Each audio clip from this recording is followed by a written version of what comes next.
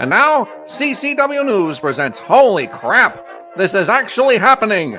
Still Putin on the Ritz edition, March 20th, 2022. The big news this week continues to be the Biden administration's great scapegoat, also known as the war in Ukraine.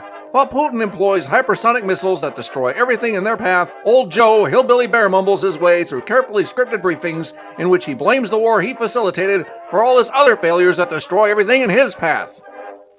In a move to punish Poland for going against NATO by offering Ukraine some semblance of support, Asterisk Vice President Kamala Harris was deployed to pepper the country with her hyena cackling. She cackled when unable to answer a question, she cackled when being called out for lying, and she cackled when hearing about desperate refugees fleeing for their lives. Sadly, she was never able to achieve the full joy Nancy Pelosi does when hearing about our troops in Iraq breathing toxic burn pit fumes. The only self-made billionaire and philanthropist not engaged in eugenics, Tesla's Elon Musk has offered to literally wrestle Vladimir Putin one-on-one for Ukraine's sovereignty. Putin has yet to answer, but his space czar has offered up a younger brother in exchange for a trip to Mars. Not to be outdone, King Brandon called Putin a lying dog-faced pony soldier whose mama dresses him funny, and then threatened to take him behind the barn to do push-ups. He left all of this in a voicemail because no self-respecting world leader takes his calls anymore. In a move just as greasy as his hair, renowned liar and treasonous traitor Mitt Romney was so upset at Tulsi Gabbard for telling the truth about the biolabs in Ukraine that he called her a treasonous traitor. Other than the harpies on The View, Romney's hysterics were largely ignored, given that Old Mittens has called every man, woman, and child he ever encountered either treasonous, or even sillier, near treasonous, including the 2 or 3 people who were dumb enough to vote for him when he tried to run for president. Romney the Rhino then logged off Twitter so he could vote for Trump's 6th post office impeachment. Say what you will about old Nance, but she more often than not achieves the impossible.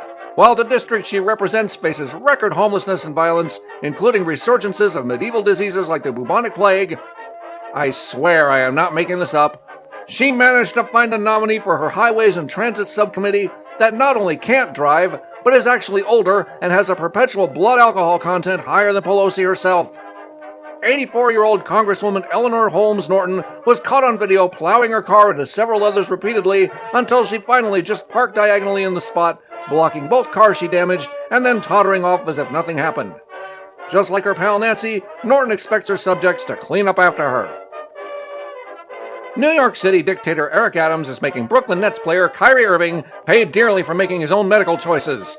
Apparently, the left's version of science has proven that no one is in danger when sitting next to the unvaccinated, even if all your teammates who are vaccinated can still get it and spread it. They are also in no danger with practicing with, cheering for, or hugging unvaccinated teammates after a win. Nope, the danger of contracting the world's scariest designer virus only escalates if you're allowed to play the game in New York. After fining the Nets $50,000 for letting Irving celebrate with his teammates, Mayor Adams was heard saying, "That is because warm benches in New York work better than all modern medicine or logic." Outside of New York, Irving has played in 18 games since joining the Nets part-time mid-season. Yes, boys and girls, it's all about public safety and absolutely not about power.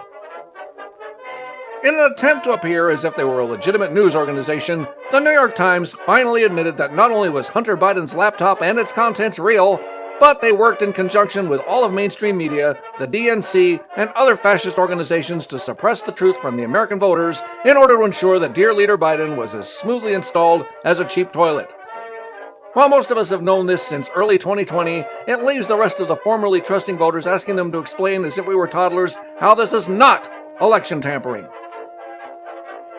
Speaking of questionable election practices that only one side is allowed to question, sore loser Stacey Abrams still hasn't conceded to the winner of her failed gubernatorial run. Because the overhyped multimillionaire is still crying about it, Star Trek is now letting her play act as president of the world on TV. I swear, I am not making this up. For CCW News, this has been Holy Crap! This is actually happening. I'm Chuck U. Farley. Good night, and may God help us.